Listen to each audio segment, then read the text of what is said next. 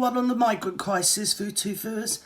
Here we go. Let's just leap in together and hear what he's got to say. Talk about the latest sort of channel migrants number, which is shocking as ever. 870 in one day, 113 on Sunday. I was struck by a story this weekend, I don't know if you saw, about the numbers of people making a fortune from the migrant business, because you and I have discussed this as well many times, that there are plenty. Now you're going to have to indulge me in what I might call, and you might well call, I'll call it a humble brag. You might just call it me giving it all the big un, right?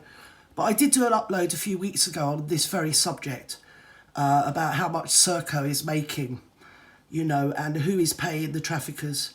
Why are they doing what they're doing? Because, you know, ostensibly, I don't want to hear about they're paying them £3,000 to come across in the boat.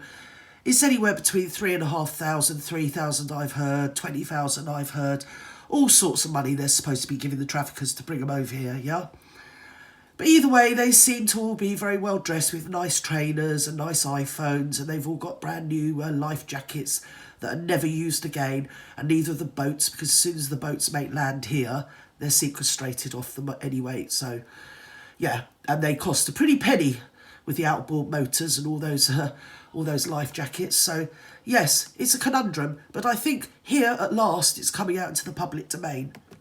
People on this side of the channel who are absolutely coining it in. And the Mail on Sunday did a piece where they sort of named loads of people. I'm not particularly interested in the individuals themselves, but you've got an ex-travel agent who's now become a tycoon, based in some part of the country where they run Calder conferences, contracted by the Home Office to organise accommodation for asylum seekers. I don't know what their take is, but, you know, it's quite substantial. We've got the guy that runs Britannia Hotels. We've got a guy that runs Clear Springs Ready Homes, a company that holds exclusive contracts to house asylum seekers across southern England.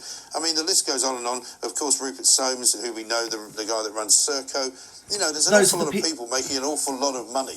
Those are the people I named as well. It's the Soameses. Of course, Sir Nicholas Soames is the oldest of the Soames brothers. They're all the sons of Mary Soames, who was Winston Churchill's youngest daughter. And, Rupert is the CEO of Serco. And the other two Soameses are shareholders, major shareholders. It's also quite important to remember that also Nicholas Soames is a Tory grandee, if not chairman of the Tory party at one point. But at any rate, they decided to privatise housing migrants, which was exactly at the same time they put a contract out to tender that, surprisingly, was picked up by his company, or his brother's company, Serco. And from that moment in, we've just been inundated with, you know, French people. Let's put it French people, yes, because they're coming from France, and therefore they must be French. Ever since it's been privatised to Serco, we've just, as I say, been inundated with them. And they've got nowhere to go. We can barely look after ourselves at the moment, let alone everybody else, with everything that's going on in our country. Yes, yeah. But I have often thought to myself, what if they just stopped tendering their contract to Serco? I think you'd find that the French people would stop coming. It's a bit confusing because Serco is an international company as well, from what I can gather. I mean, if they were that really concerned about the migrants, why weren't they working in France to house them in France? You know, it does make you think, doesn't it? Serco, everybody's getting filthy rich on the lucre, and people here are being, we're being divided to blame the migrants. But as I say, I've sort of spoken to a few of them, and it isn't as we seem. You know, they're not wicked, four-legged, one-eyed monsters. They're just people. And they've been sold a load of hooey to come over here. Of course, once they're over here, they're kind of on the hamster wheel. And it's a lot easier for them to get over here than it is to get back, surprisingly. I mean, they can't really go back to France. They haven't got bleeding passports. So once they're here, they're buggered. And we don't want them. And most of them, you know, they're sort of, well, this isn't what we bought into. This isn't what we were told. We weren't told it was going to be like this.